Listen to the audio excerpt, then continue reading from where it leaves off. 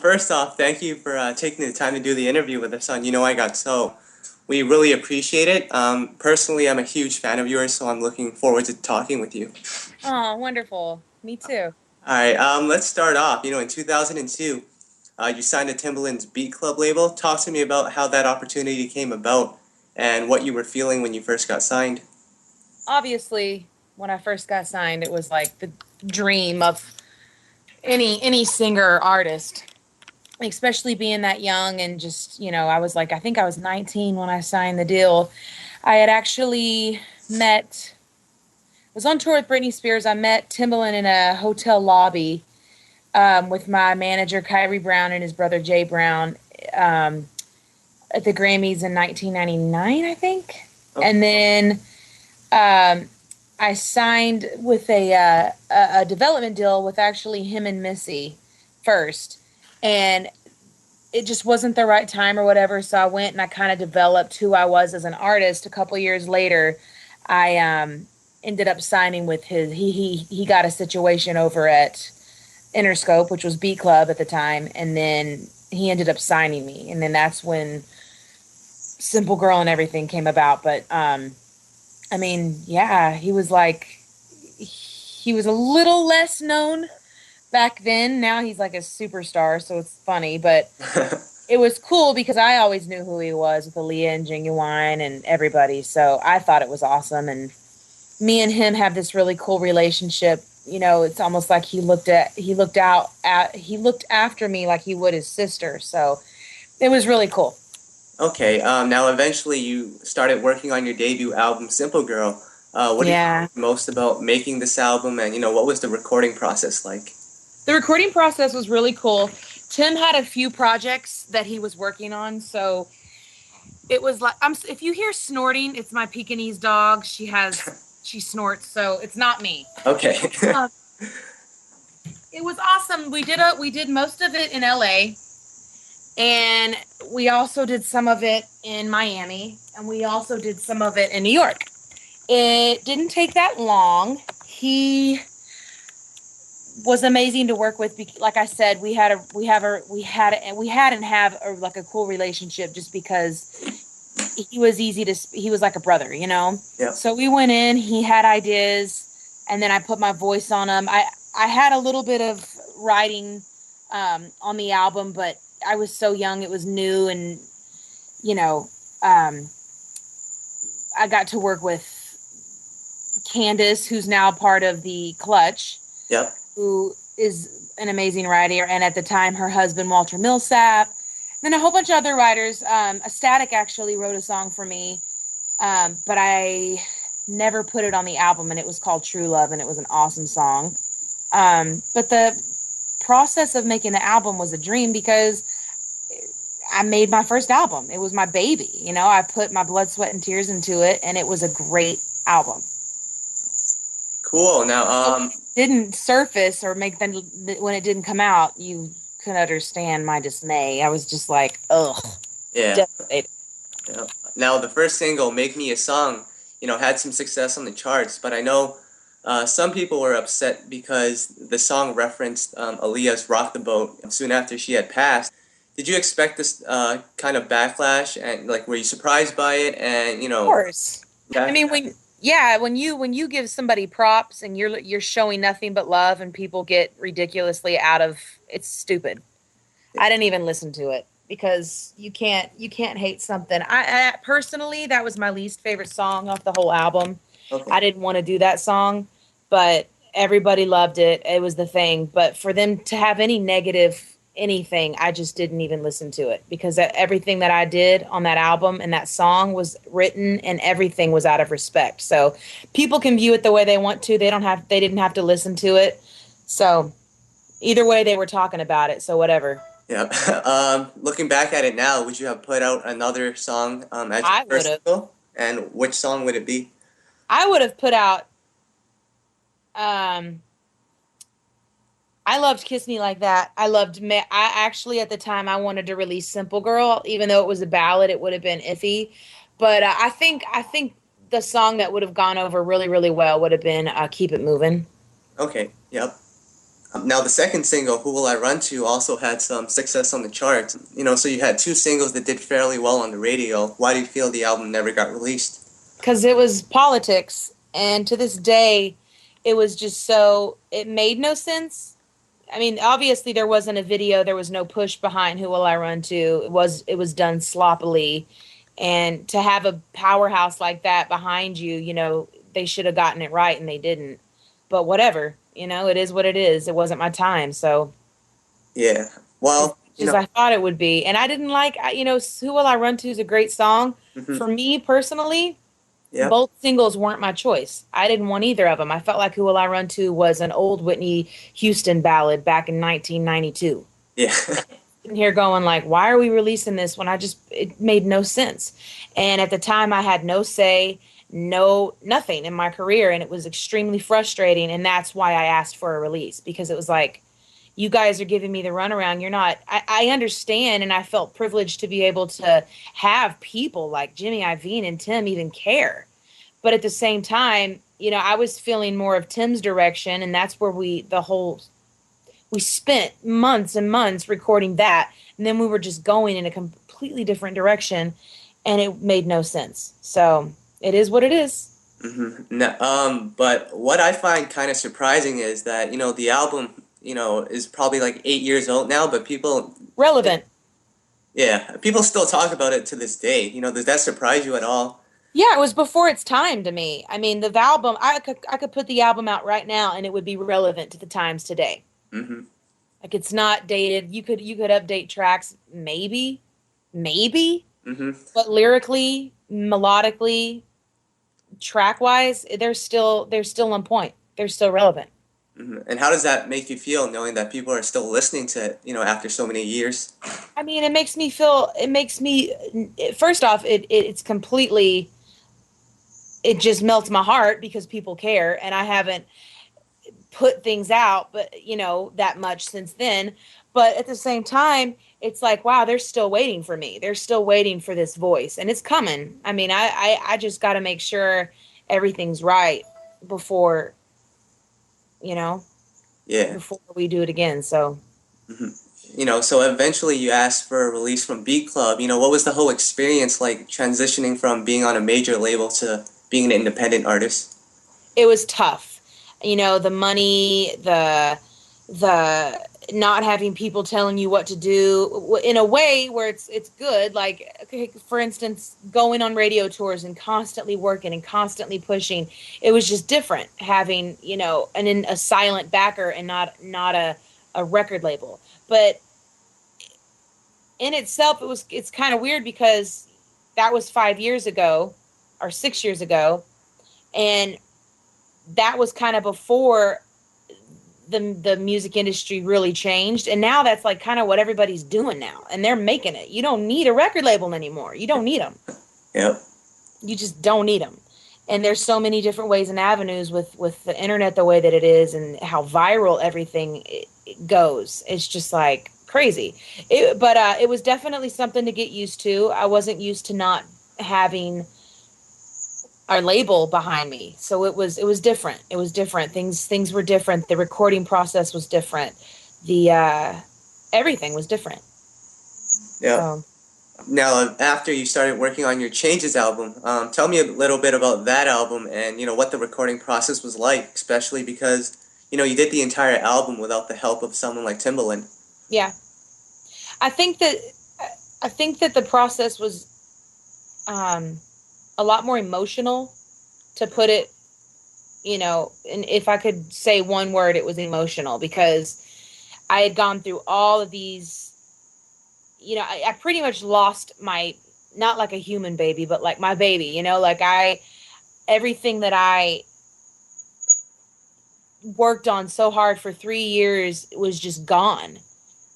Talking about the album, and to go and just be like, write it down on paper and collaborate with other writers and tell them my story, like, convince me.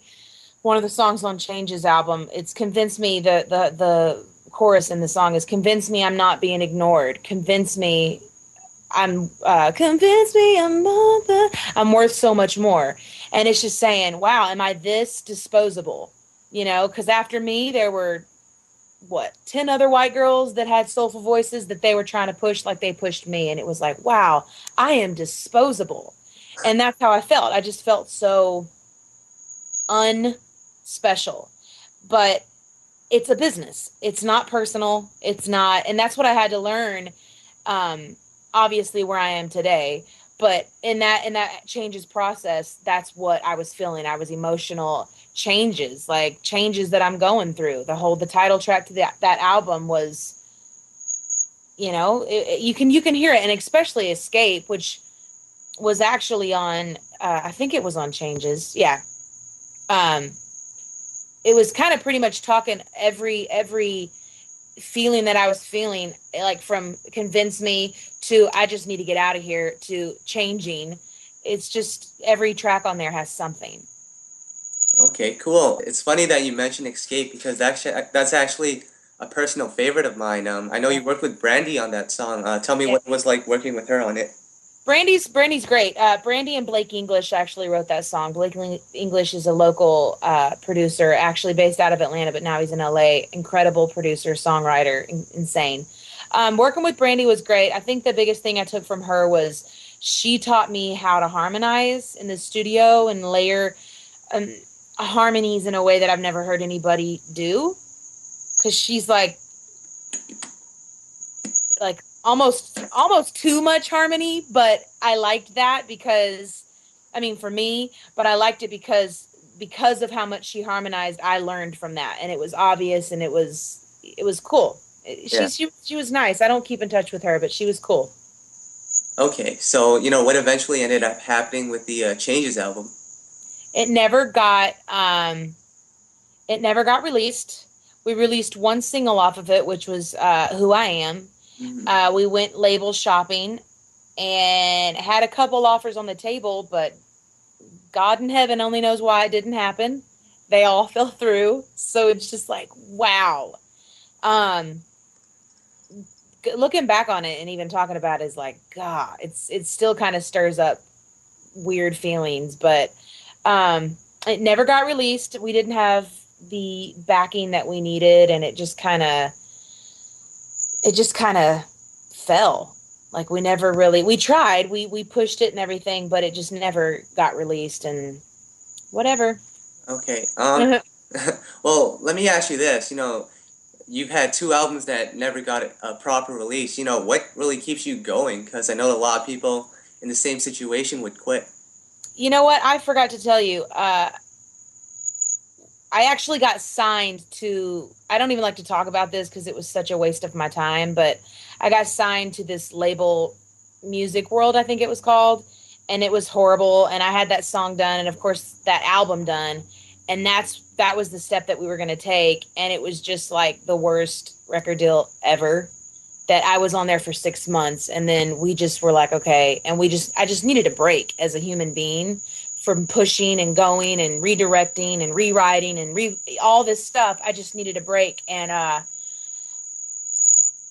guess, and this is me getting really raw. If you want to, like, what keeps me going, I actually wanted to quit. Okay. Yeah, so I, after all that happened and Changes didn't come out, it was like, you know what? Maybe this isn't for me. Maybe I really am just chasing after a dream that is not going to happen. Hmm. And obviously, I didn't want to quit. Um, but I packed my bags and I went home for like, what, 3 months to Okay. Orlando, just stayed with my family. I needed to be with my family. I was so sick and tired of it, just chasing after a dream that didn't seem to want to invite me in. And after I actually had like a battle with God, and I was like, you know what? I'm packing all my stuff in LA. I'm moving home, and I'm giving up singing. This is I mean, I didn't want to, Hmm. but this was my fight. And I was like, God, if you want me to stay in this industry, if you want me to keep pushing, you will give me a sign. And that's when I got a call to go on tour with Madonna. And I mean, I just wanted to be out. I didn't want to do anything. I definitely didn't think I would ever background sing for anybody just because I hadn't done that since Britney. Yep. And it just was like my sign from God that I'm not done with you and you are not done. Hmm. So that kind of got my confidence back up just to like, you know that this is where I belong and to keep pushing. So that's what I've done. Hmm. What is the balance like between being a singer and And then going to background sing. exactly? It's very humbling Hmm. because obviously what Madonna's doing is what I want to be doing ultimately. Yep. Um, but I don't to work for somebody like her who has been in the industry, who is an icon, who is an it's just like I'd be an idiot not to do that. You know what I mean? Yeah. And to be so drained, and I know a lot of people are proud or think they're too good, like, okay, I've done this, I've accomplished this, or I've done this. I'm not too proud. I want to win. Hmm. And the people that win, especially people that have gone through what I've gone through in my situation, are the people that don't give up and the people that aren't too proud to do those things. And I'm not too proud. I'm the humblest artist you'll ever meet. Like I want to win, and I want to know that I want people to know that when I do that, it's attainable. Your dreams are attainable, and as corny as that sounds, it's the truth. There's people that have made it that like you're like, how the heck did they make it? Hmm. Well, it's because they didn't give up, and they went down every avenue and every road, and they finally, you're like, wow, they broke. I can't believe they broke. Yep. Katy Perry, that girl was signed and dropped, signed and dropped. Uh, Name it. Beyonce, Hmm. Fergie, they all were, similar to what I've gone through, and they all made it. Yep. So, Yep, that's actually true. Well, let me ask you, about what you're currently working on. I know you've been remixing some songs and hmm putting them up on YouTube. Talk to me about that and how you originally came up with the concept. the concept obviously is a New York like street concept. Just being in New York and having friends that always talk about mixtapes and remixing songs. It was something that my manager and my friend in New York actually brought to my attention, and they're like, Kylie, that's what I've been concentrating on ever since I got off tour with Madonna is my pen. I want to get a good pen. I want to write. I want to be better at that. And that was an outlet to kind of reach out to my fans and be like, guys, I'm still here, I'm underground right now.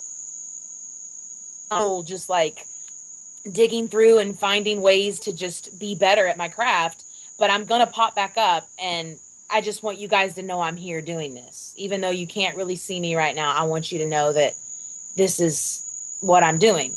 So I got a really, really great response from that. I haven't done them in a while just because I've been busy, but I'm going to get back on them and keep doing those. But the idea came from just having friends that are in that atmosphere where they listen to mixtapes and they're like, this is just up your alley. This is a way for you to reach back to your fans and also work on your writing. So that's what I did. Okay. And now everybody's wanting a mixtape. So I want to try to figure out a way to make a mixtape and have it available to people. I know you're also in the studio working on, your own music. When can the fans expect new music from you? Possibly an album, and more importantly, what can we expect as far as the sound of, the album? I have absolutely no answer for that right now. None. Okay. I'm so sorry, but it's it's in the works, like it's being talked about, but I haven't even started. I'm like, I mean, I've started, but like it's going to be a process. So, but I'll definitely keep the updates once it gets closer. Okay, definitely. What happens with all the songs that you've done previously, like throughout the years? Is there a chance that you're gonna release them? You better believe it. Okay. Okay. And also, as you know, the sound on the radio today is totally different from, what it was when you first came out. Do you feel any pressure to record songs that are, more trendy sounding? Trendy sounding music, good music is good music, and good music will be recognized. I think a lot of the trendy stuff is crap. Yep. Uh, so regardless of if there's I would take the dope trendy stuff and do what works with that. But there is crap that I don't care if it's, trendy. I'm not going to do crap. So, um, for me, I think as an artist, obviously, I want to come out. I have to uh, develop myself in a way that it's relatable to the fans because my fans have grown, obviously, with the music that's on the radio and what they're hearing. And there is a lot of stuff that I like. There's a lot of it's funny because like I remember a couple years ago before they started doing all like the European sound dance beats. I was like, wouldn't that be so cool to kind of do like a urban album but with these like European kind of almost techno, and now it's everywhere. That's Yeah. like the thing, and it's like, wow. So I know that like my ideas that I've had are obviously I know I'm not to brag or anything, but I know what would sound good. So I don't really want to follow trends. I would like to be on the cusp of making something different, as any artist would be wanting to do. Mhm. Definitely don't want to be a follower though. Yeah. So you know, I respect people like Adele and these granted there's a dime a dozen, but there's so many local bands that are just doing their own thing and they kind of sound similar but they're doing something different. I respect that. I think that that's cool. Okay. And another question I have, this one's actually from a lot of fans. Not too long ago, you posted a video saying that you were in talks with Timbaland about possibly working on something. Is that still happening, and do you see yourself working with him in the future? Of course I see myself working with him in the future, but I ain't gonna wait on him. Okay. I ain't waiting on anybody right now. Okay. Are there any other producers that you're currently working with that you could name? Big Tank. He's somebody that I've been in writing with, and that's about it. Okay, cool. Now, More, but that's off the top of my head. okay. Now, how can the fans get in contact with you? Via Twitter or Facebook? I have Twitter and Facebook. Kiley Dean Music, Facebook, and then Twitter, Kiley Dean. So Okay, you guys need to follow me, please, please, please. definitely. And I know you also have your own website, right? I do. KylieDean.com. I think it's back up. It was down for a minute being reconstructed or whatever, and now it's back up. So we're good. We're in like Flint. All right, cool. Those are all the questions that I had prepared. Is there anything that you would like to add? No, but definitely, like I said, follow me.